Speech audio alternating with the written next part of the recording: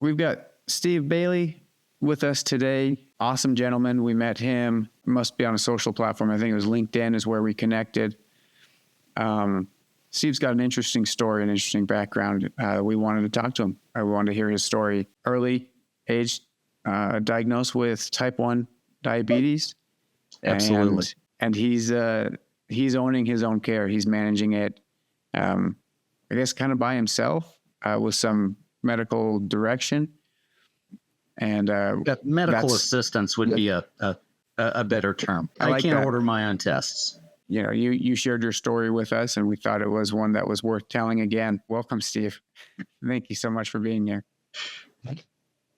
You're very welcome. It's good to be here. Awesome.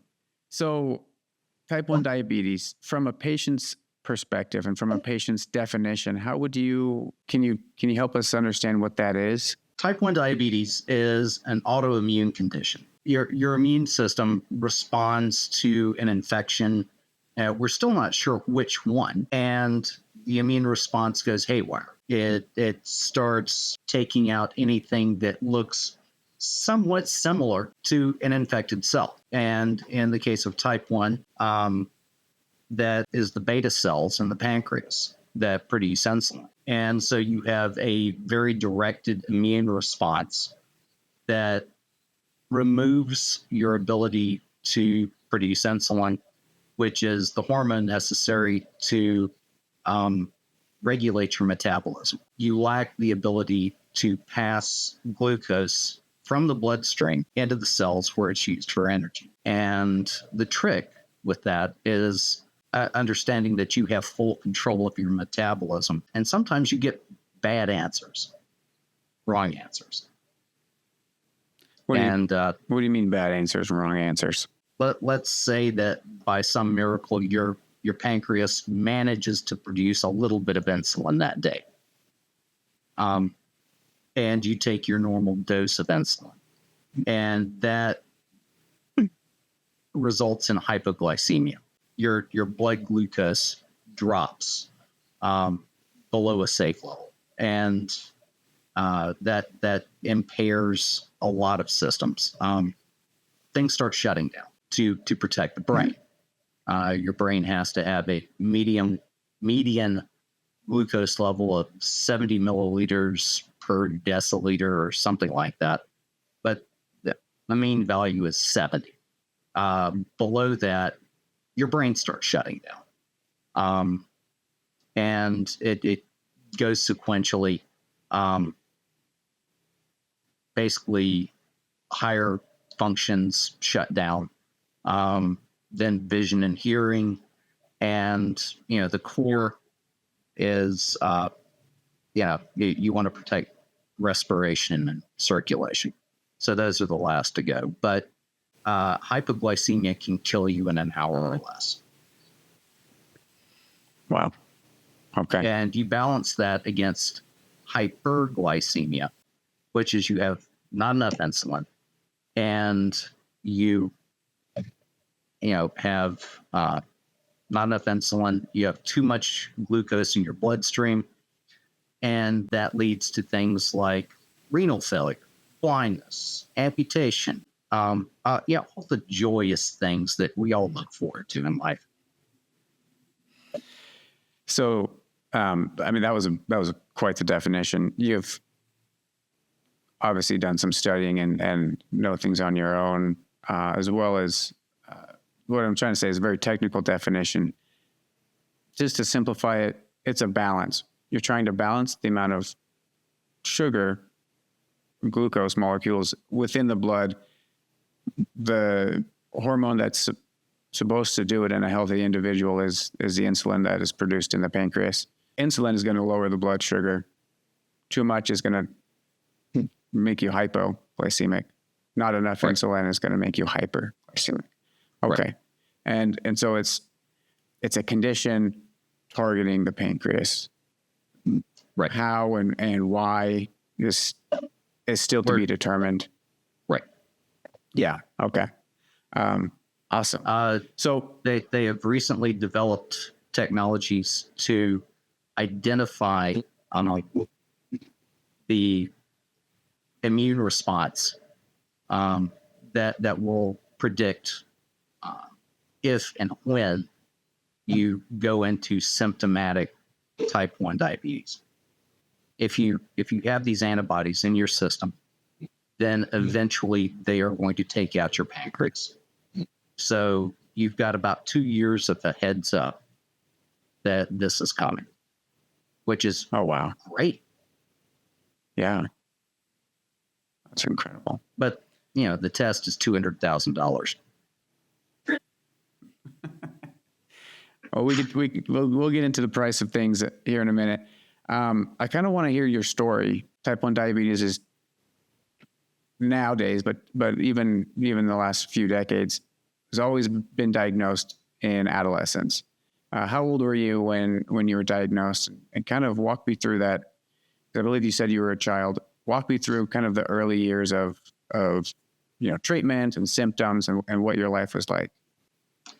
I was a lucky early adopter of type 1. This was in February of 1969. I was 6 months old, which Wow. is, yay. Well, it is yay, because the earlier, right, the longer you live with it undiagnosed, the poorer health outcome. Is that right? Yeah. The longer you live with the condition, the more normal your coping behaviors are from, basically infant. I've never known anything different. I didn't have to make adjustments to behavior or lifestyle. This is my lifestyle. So what were the treatments, right? You didn't have much choice at 6 months or even 18 months or even probably till you were in your teenage years. What was the medical treatment that you were put on? Well, in those days, 55 years ago, insulin was produced using the pancreas of cows, pigs. Those pancreases were collected at a slaughterhouse, processed, purified, and put on the market. It was a very complicated process, and it was logistically intense. And the sales price at that time was $6 a vial. So, you had insulin that was taken from a pancreas that was taken from a slaughterhouse, processed, purified, distributed at a total cost of $6 a vial. And you needed 1 vial a month. The syringes were glass, screwed a needle onto the syringe, and then boiled the syringe after each use. Blood glucose testing was done by something called a Clinitest tablet, where you collect urine, put it in a test tube, drop the tablet in, and it will give you a color marker of what your blood sugar was 4 hours ago. Oh, okay. So a bit of a retrospective test, not current, not an active blood glucose. It was, management in those days was very much a, you're all right. Life expectancy in those days was about 25 years after diagnosis. That was sort of the standard. And So at 6 months, were you given a prognosis? Mid-20s? Yeah. I mean, my pediatrician pulled me aside when I was 8, and he thought he was doing me a favor. He said, "Look, kid, whatever you're going to do in life, do it early, because with this disease, you're not going to see 30. First, you're going to start getting, cardiovascular disease. Then you're going to go into renal failure. You're going to go blind. And then you're going to have multiple amputations before you finally kick off in an ICU unit then at about 28. So get out there and have a good time." I started working on my bucket list when I was 10. I can't imagine her having that perspective, or even being able to grasp the perspective of 20 years from now, you'll be, in an ICU, Yeah. struggling for your life. I couldn't imagine her basically waiting to comprehending die. that. Yeah. Yeah. You're going to be 25. You're going to be hospitalized, multiple amputations, and you're going to be sitting there waiting to die. Steve, you look good, but you don't look like you're 25. That physician died when I was 30. So every year I go back and visit the grave, have a short conversation. And I was like, hey, still here. Not Still dead here. yet. Well, congratulations. And you're not the only one that's defied the odds. That's, that was 8 at the time or 10 at the time, and that have surpassed the prognosis. And I think a lot of medical technology has assisted in that. But you're unique because I feel like, and then this is what we're going to talk into, the medical advancement technology isn't what helped you. And this is what's interesting. What helped you first kind of cognitively realize this is how I can beat it? Well, you're not beating it, but you're outliving it. And then what is it? What are you doing? So what gave you the rationalization that you could do this? And then what are you doing? When that pediatrician pulled me aside and we had that conversation, I started doing some reading and looked into everything that I could get my hands on managing type 1 and the most effective strategies. Because honestly, it didn't seem like a good idea to just coast on into the hospital. Diet and exercise were the key drivers of health, especially in those days. The insulin was sort of an adjunct. It was key, but you managed your glucose levels through diet and exercise. And I discovered fairly early on that your carbohydrate intake was what would destabilize your glycemic control. So if you stay away from carbs, stay with your leafy greens, your beans, and meat, you had much better control. And in addition to that, you had to get cardiovascular exercise. I was a competitive swimmer from the time I was 8 until I graduated university. I swam with Angel Myers and Steve Lundquist and Rowdy Gaines. I was never as good as they were, but I was competing with Olympic level swimmers, and that was probably the best thing I could have done. You balance out calories in, calories out. You manage your insulin dose based on that. But that was what was and continues to be how you deal with this disease. If you want to do it reasonably. Because when I graduated university, I aged out of my parents' insurance, and a individual policy for a type 1 diabetic came with exclusions. The insurance was not going to cover anything having to do with diabetes, which would be the only reason I would have the insurance in the first place. Sure. So, and that premium was $3,000 a month. And I don't know about you, but I've got better things to do with $3,000 a month. So I just didn't have insurance. And that continued until the ACA happened, the Affordable Care Act.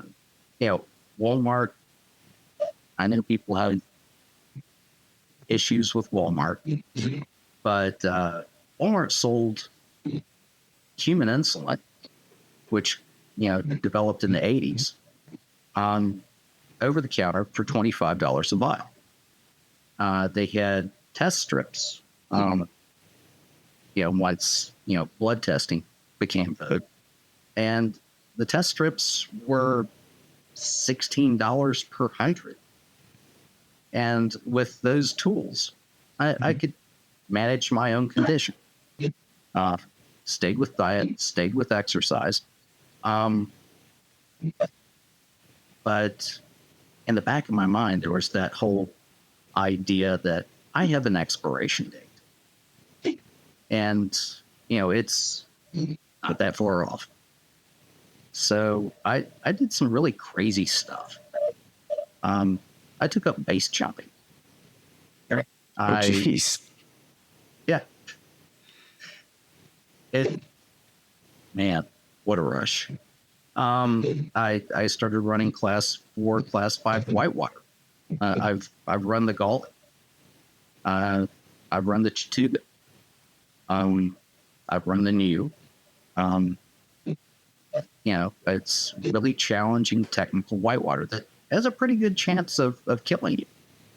I've done some rock are you climbing. talking kayaking? Yeah. Kayaking, these whitewaters, and rock climbing. Rock climbing. I solo hiked the Appalachian Trail. Wow. Yeah. Mainly because, whatever you're going to do it like, do it early. And I wanted to prove that I could. Of course, there have been some instances where I could have been better prepared, like ran out of food on the AT before I could get to the next section where I had supplies. And spent a lovely afternoon in a stream eating raw crawfish.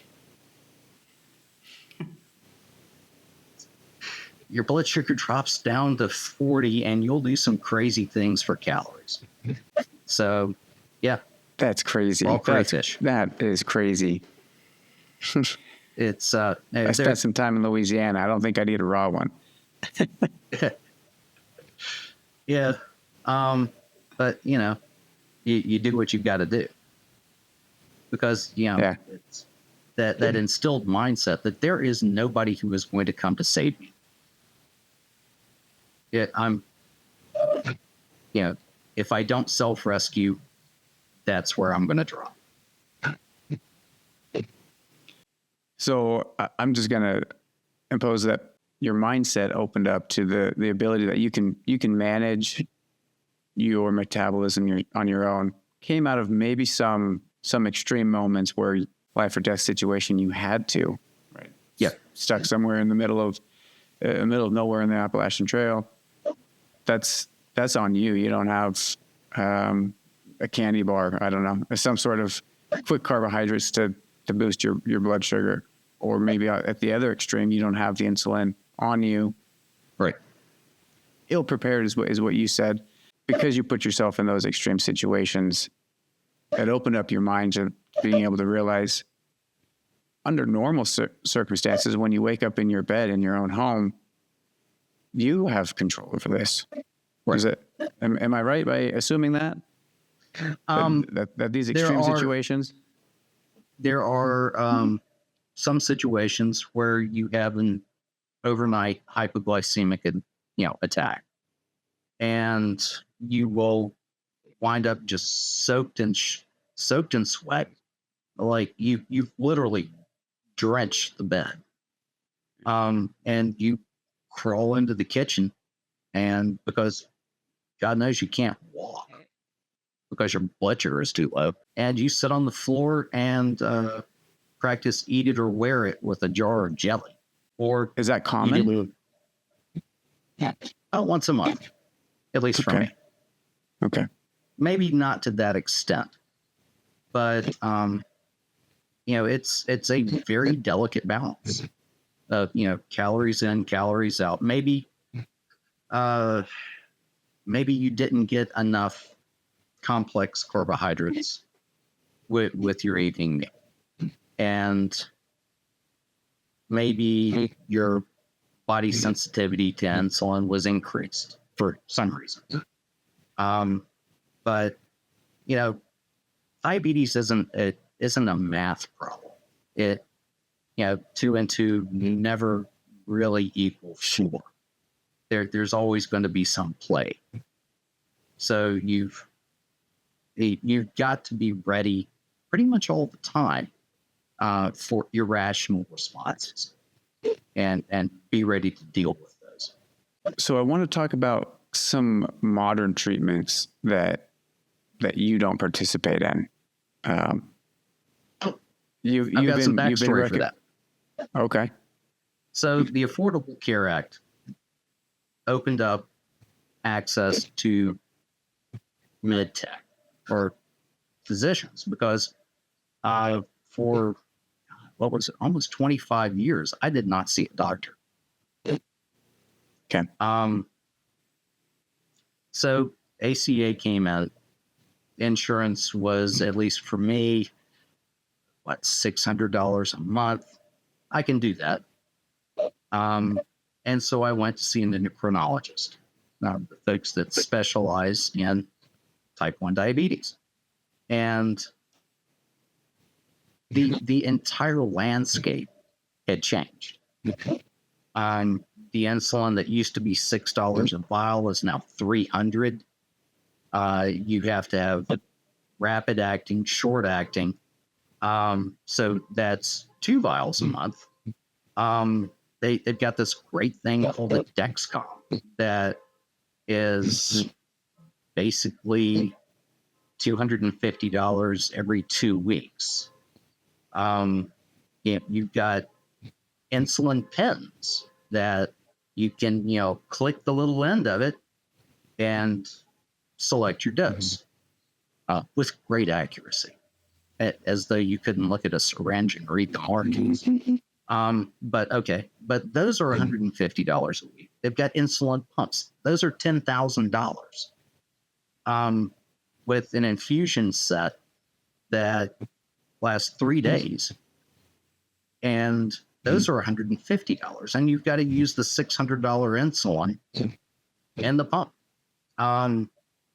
Then they've got inhaled insulin, and that's $25 per dose.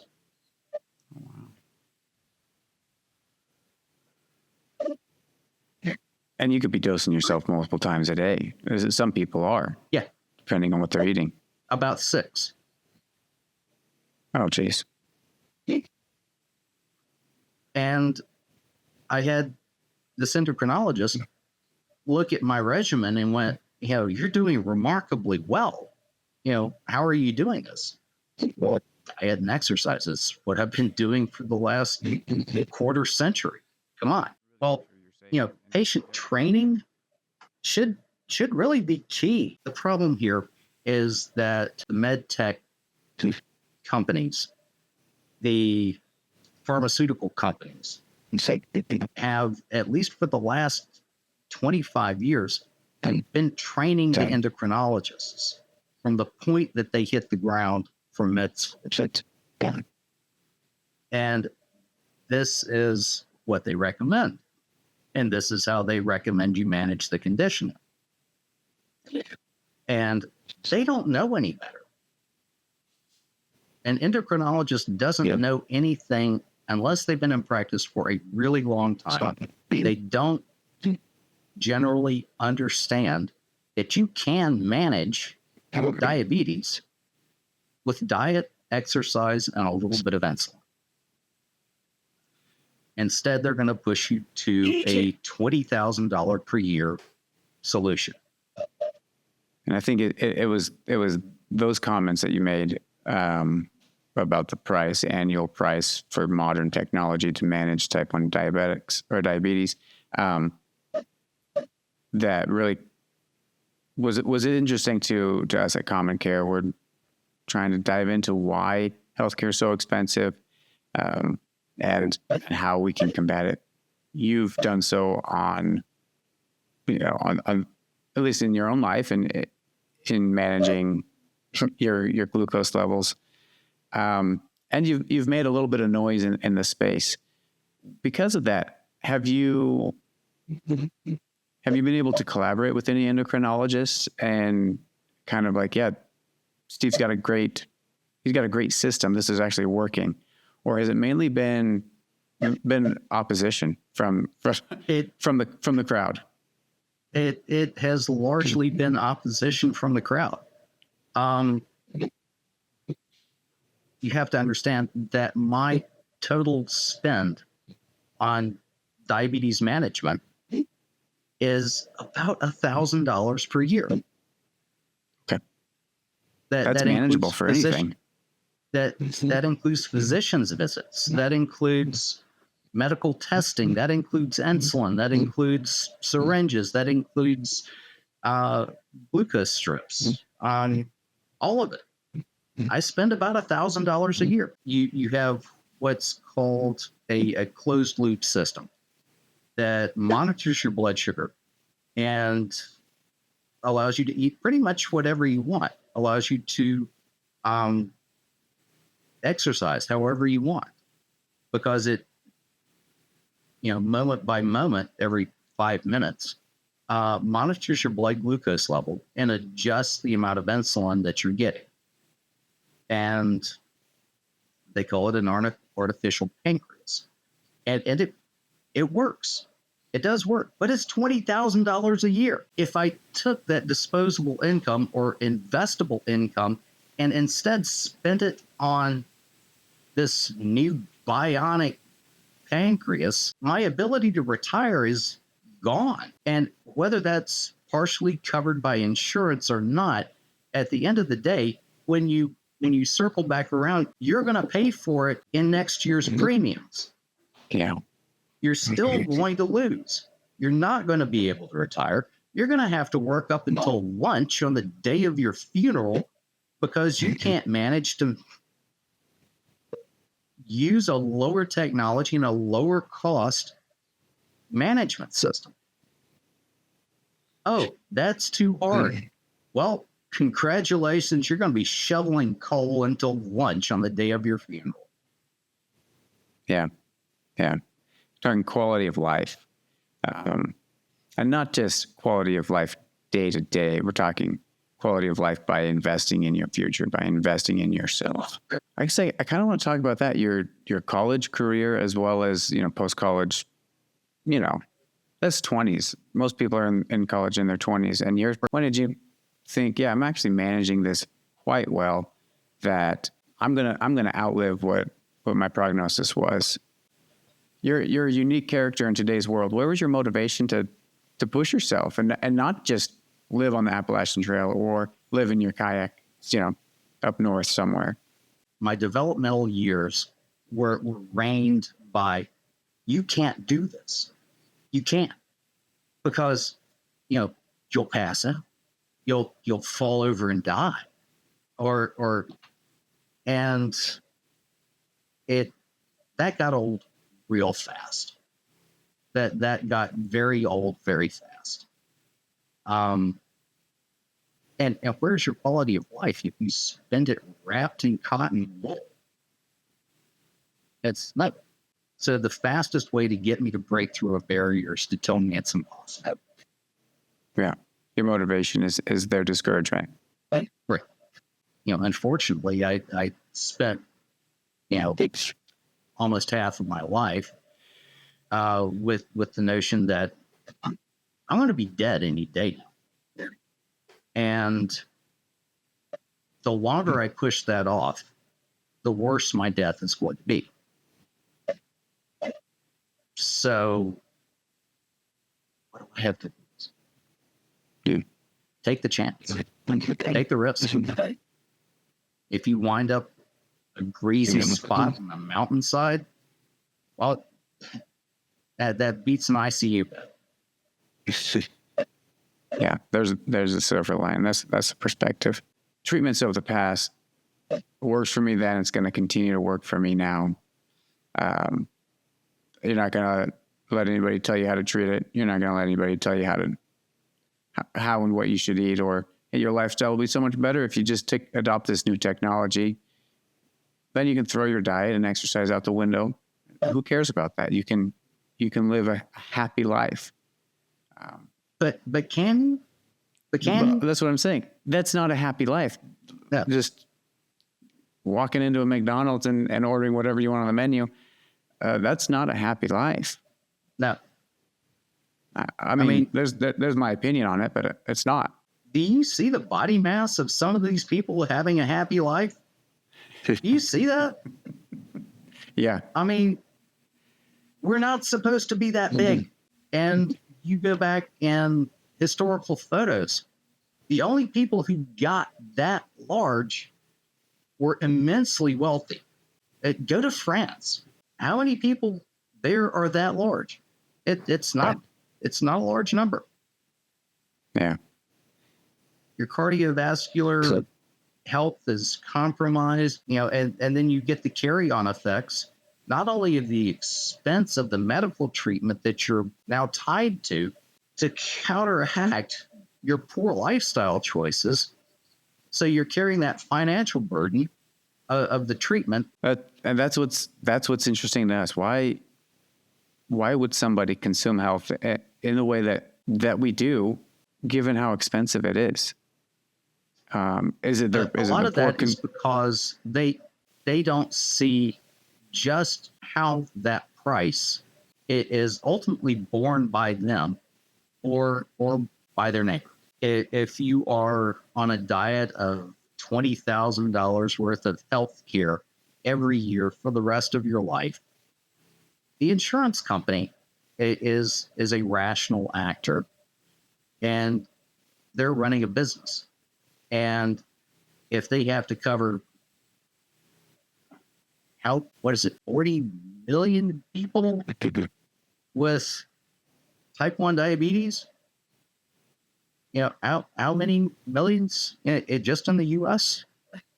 Yeah. That is a large amount of money that is being gleefully shuffled off to med tech and pharma. It's a system that's been capitalized on. Oh, yeah. There's a huge market for it, and I can see the appeal. I could see the appeal of the pitch or the narrative. Live life normally. Yeah. Live like you don't have it, right? And some of that technology, I mean, that's incredible tech. It really is. But at what cost? Right. Well, we're talking money now, so it's an actual cost. But really, at what cost are you willing to sacrifice, for you to live? Yeah, we talked happy life, normal life. It doesn't seem worth it. Newer isn't always better, but it is ruinously expensive. If I really wanted to nutshell anything, you can live 5.5 decades with type 1 diabetes without complications. I have no retinopathy. I have no neuropathy. My kidney function is good. I've got more than my fair shares of scars and stitches, but and I've had a really good time. And I do it for about $1,000 a year. That's awesome. You have to be militant about your diet. You have to be regimented on your insulin, and you have to be insane with your exercise. But there is no reason on God's green earth why anybody should have to pay $20,000 a year to manage this condition. I want to ask you specifics about kind of your day-to-day, and maybe more of a philosophical question. Is it possible to manage type 1 diabetes by diet and exercise alone? No. Or can you just completely keto, no carbohydrates at all? Like is that possible? You say no? You absolutely positively have to add insulin into the mix. Otherwise, your cells are not going to have access. The insulin is the key in the cell wall. that allows glucose to enter the cell so that it can be used as energy. You can manage type 2 without insulin, with diet and exercise. Sure. That's where your body's not really good at processing insulin, and you get a side effect called insulin resistance, which can be ameliorated with exercise. Type 1, you don't have insulin to begin with. Your immune system has just bricked your pancreas. And you absolutely positively have to add insulin in order to function. Okay. So you've got to have some of that. But you can limit the amount the amount of doses or the amount you would need. You have to have insulin active in your system in order to utilize the glucose. Vials still last you about a month? Like you About 5 weeks. Okay. $25 a vial. Yeah. $16 for a pack of 100 test 100 strips. test strips, and that's a month. That's 5 weeks. How long? How often are you testing? Roughly 5 weeks. Yeah. Okay. I test 3 or 4 times a day. Okay. Yeah. I mean, those numbers sounded a lot better than initial 20,000, couple $100 every 3 days for line replacements. And then on top of that, filling it with a vial that will last maybe a week for $300. Yeah. So the one thing I will say is the CGM technology, Dexcom, Abbott Freestyle, they're coming out with over-the-counter for those. But the CGM is kind of expensive. They're getting a little more reasonable. And I'm sure that at the point they come out with over-the-counter, those will continue to decline in price. But the Dexcom, the Abbott Libre, those are kind of worth the money because it gives you trend lines on what your glucose control is doing. I drove a truck for UPS. I was burning about 300 calories an hour in and out of the truck, going up and down long driveways, carrying 5 Adirondack chairs up a 45-degree slope. You burn a lot of calories. And Dexcom allowed me to do that job and do it safely. With a more sedentary, activity schedule, my supervisors at UPS who argued that a type 1 diabetic cannot be a package car driver. With a CGM, you absolutely can. Sure. And then, so just CGM. What is that? Continuous glucose monitor. So the CGM, If it alarms when your glucose is out of range, either too high dropping or too low. fast. Okay. Yeah, it alarms when your blood glucose is dropping. If the rate is too fast, or if you cross a certain threshold, and that was incredibly helpful, especially when you're burning 350 calories an hour. Yeah. And driving a 20,000-pound truck in crowded metro Atlanta streets. And those are now over the counter or will soon be? Is that what you're saying? They are, Dexcom is coming out with one they call a Stello. And Abbott has 2 of them that are coming out. They don't have the alarms, but you can still track where your blood glucose is in real time. Yeah. And of all the tech that's out there, of all the new medications that are out there, I would say the CGM is the only one that's worth it. All right. And if we're not missing anything in your story, what's the healthcare industry? What are they doing wrong? at least in the treatment of diabetes, there is not nearly enough emphasis on patient education and patient empowerment. The healthcare practitioners spend way too much time, effort going, well, here's this big bundle of stuff that will make you live a normal life. And there is very little investment on their part on education. Here is how you can rationally manage your condition. And in some instances, someone will be diagnosed and given a big shopping basket full of high dollar med tech and shoved out the door that day. There's no, this is how you take a shot. This is how you check your glucose level. These are the reasons why these things are important. Back when I was diagnosed, it was 2 weeks in hospital training. Here is what you can eat. Here's what you cannot eat. Here's why these things are not a good idea. Now, you can eat that piece of cake, but you're going to pay for it. Yeah. When your blood glucose gets too low, here are the warning signs. And here's what to do to treat it. They don't even do that anymore. They're just, here's this $20,000 thing. Have a nice day. And so the patients don't know enough to advocate. The healthcare providers are looking for a simple system, and they're not paying for it. They don't care.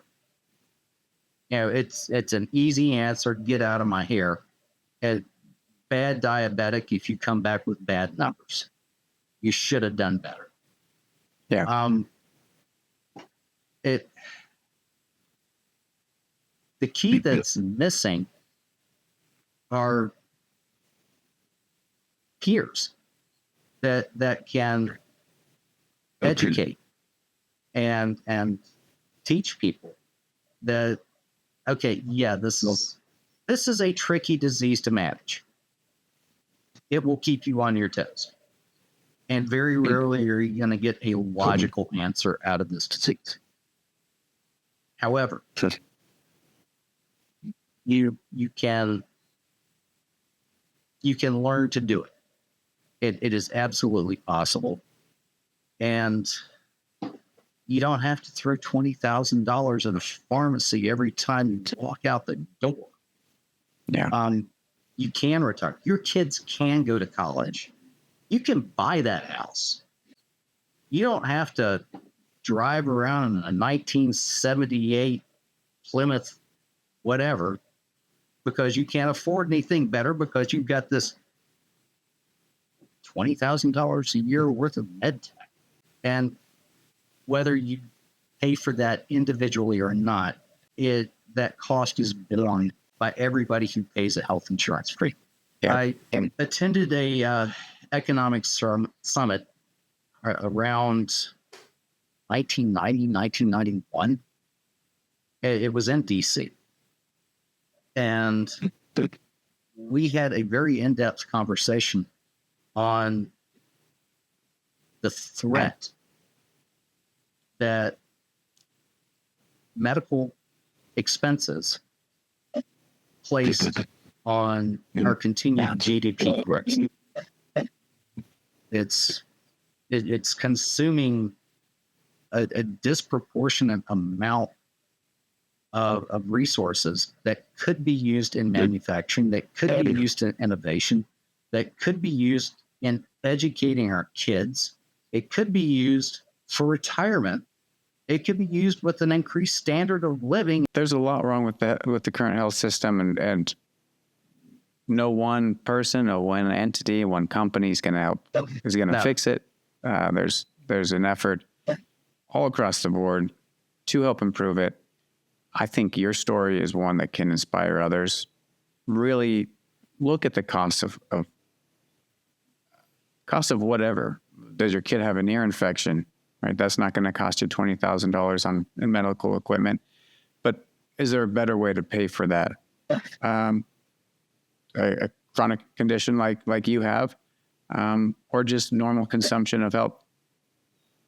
I think I'm a big proponent of patients and physicians working together to own health outcomes, own the consumption of health. When I talk about consumption, it's, are we clogging up the ER for erroneous symptoms, things that can be treated at home or can be treated elsewhere? Telemedicine, I think, has a place that can help reduce this cost. And there's a myriad of ways. And that's why we wanted to talk to you today, to hear your story. How are you doing it? I want to say thank you for your time. You share some incredible insights, and only insights that you have, because you've lived through it. You've experienced it.